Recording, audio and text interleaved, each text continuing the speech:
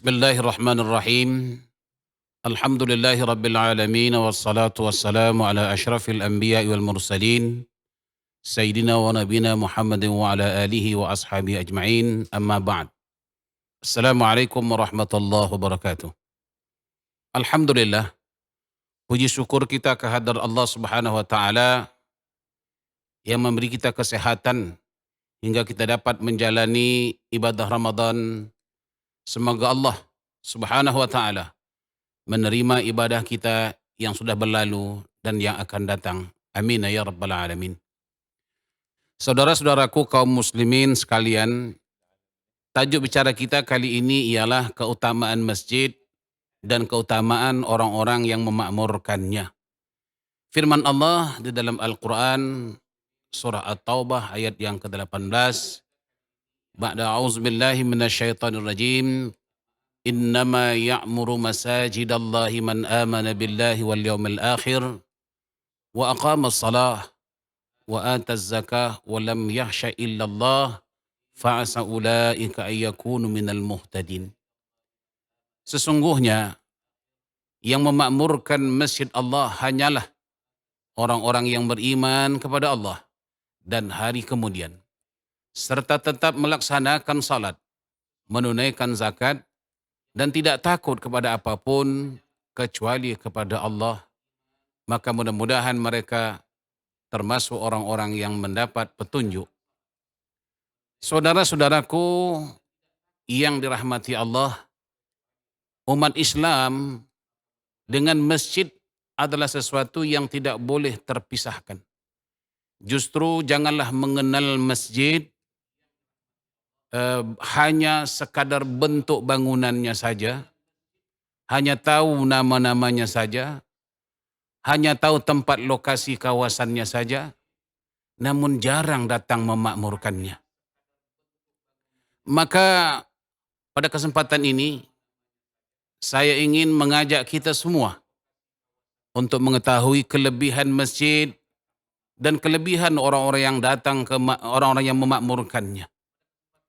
Saudara-saudaraku sekalian, ketahuilah bahwa duduk niat iktikaf di dalam masjid saja kita memperoleh ganjaran pahala besar di sisi Allah Subhanahu wa taala. Lebih-lebih lagi di bulan Ramadan yang mulia ini. Bil khusus 10 terakhir Ramadan. Orang-orang yang sering datang ke masjid adalah di antara tanda-tanda bukti dia beriman kepada Allah.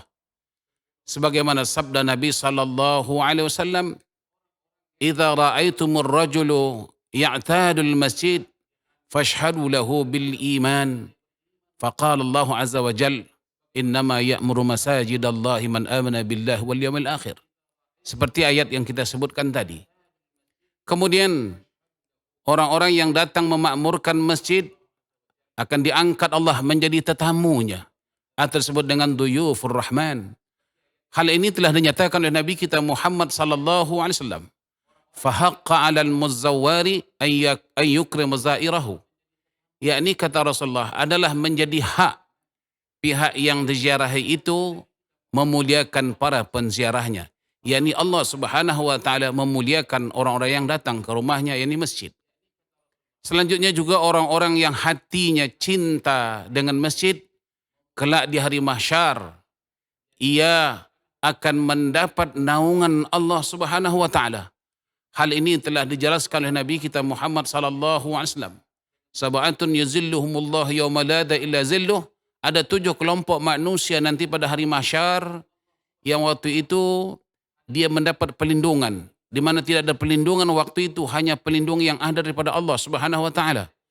Maka di antara yang 7 tersebut, wa rajulun qalbuhu mu'allaqun bil masajid. Yakni seseorang itu yang hatinya senantiasa terpaut dan cinta dengan masjid. Justru saudara-saudaraku seiman, kita pernah tersisih dari masjid lebih kurang 2 tahun lamanya akibat COVID-19. Ketika itu semua aktiviti masjid dibekukan. Masih segar lagi dalam ingatan kita Bulan Ramadan waktu itu tidak dibenarkan salat tarawih di masjid di serata Singapura ini. Maka waktu itu kita merasakan berbagai perasaan, sedih, marah, rindu dengan masjid. Nah, sekarang ini keadaan telah kembali pulih, alhamdulillah. Mudah-mudahan mimpi buruk itu tidak terulang lagi. Nah, justru peluang yang sedia ada ini, marilah kita rebut. Pintu-pintu masjid sudah terbuka lebar menanti kehadiran jemaahnya. Timbul pertanyaan, salat tarawih di rumah atau di masjid lebih baik? Nah, kedua-dua tempat ini boleh dan sah salat. Wa imma salat fardu atau salat tarawih atau salat-salat sunat lainnya.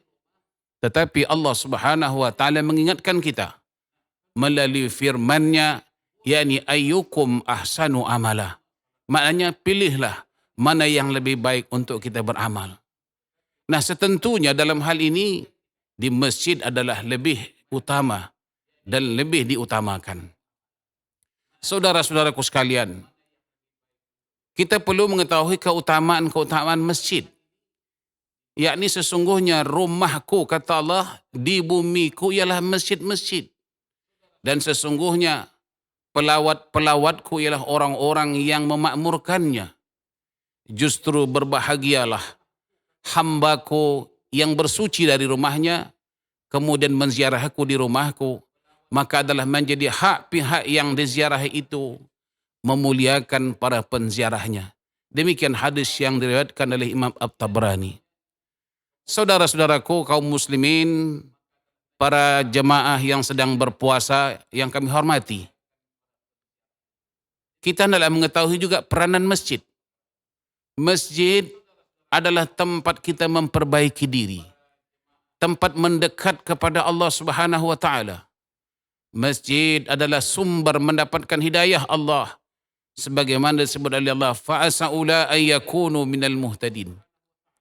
Saudara-saudara kaum muslimin, para pendengar yang dirahmati Allah, bukti cinta kepada masjid.